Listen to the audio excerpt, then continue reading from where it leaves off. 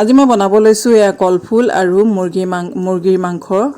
আৰু একেবাৰে তেল নিদিয়াকে তেলবিহীন আৰু সেই কাৰণে এয়া কলফুলটো এনেকৈ কাটি লৈছো হেল্ল' এভৰিৱান নমস্কাৰ আপোনালোক সকলোকে মোৰ চেনেল স্বাগতম জনাইছো এয়া কলফুলটো কাটি ললো এতিয়া ইয়াতে আদা নহৰুখিনি থেতেলিয়াই লম নহৰু মই অকণ বেছিকৈ দিওঁ ভাল লাগে মোৰ নহৰু বেছিকৈ দিলে এয়া থেতেলিয়াইছো এয়া বস্তুখিনি গোটেই যোগাৰ কৰি লৈছো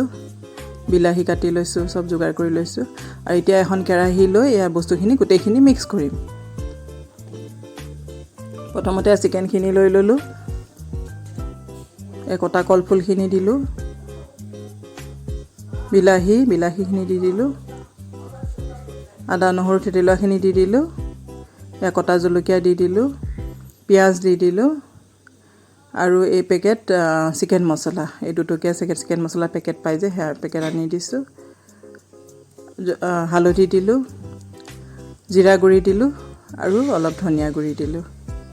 অকমান জলকীয়া গুড়িও দি দিলো এতিয়া গোটেইখিনি ভালদৰে মিক্স কৰি লম এনেদৰে আৰু ইয়াতে অলপ নিমখো দি দিলো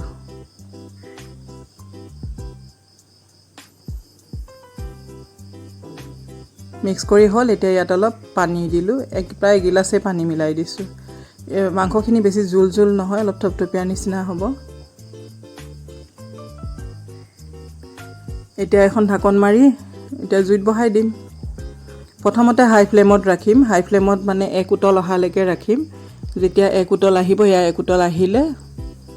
তেতিয়াতে এইখিনি অকমান লৰাই দিছো আৰু এতিয়া ফ্লেমটো মই মিডিয়াম কৰি দিলো আৰু ৰন্ধা প্ৰসেসটো হেনেকৈ মাজে মাজে লৰাই থাকিম হেৰি কৰি পেলাই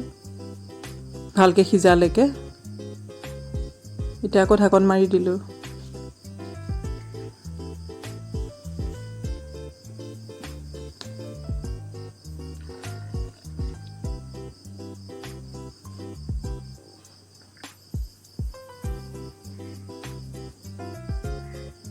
এয়া মুৰ্গী মাংস আৰু কলফুল ৰন্ধা আমাৰ হৈ গ'ল এতিয়া ইয়াতে অকমান কটা ধনিয়া দি দিছো আৰু ধনিয়াখিনি দি 1 মিনিট সময় উতলিব দিম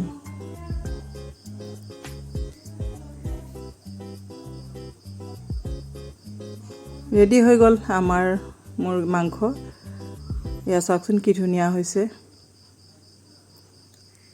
আপোনালোকৰ যদি মোৰ ভিডিওটো ভাল লাগিছে তেতিয়া হলে লাইক কৰিব আৰু সাবস্ক্ৰাইব কৰি দিব তেতিয়া হলে আজিলৈ আহো আপোনালোক মোৰ ভিডিওটো চোৱাৰ বাবে আপোনালোক সকলোকে ধন্যবাদ জনাইছো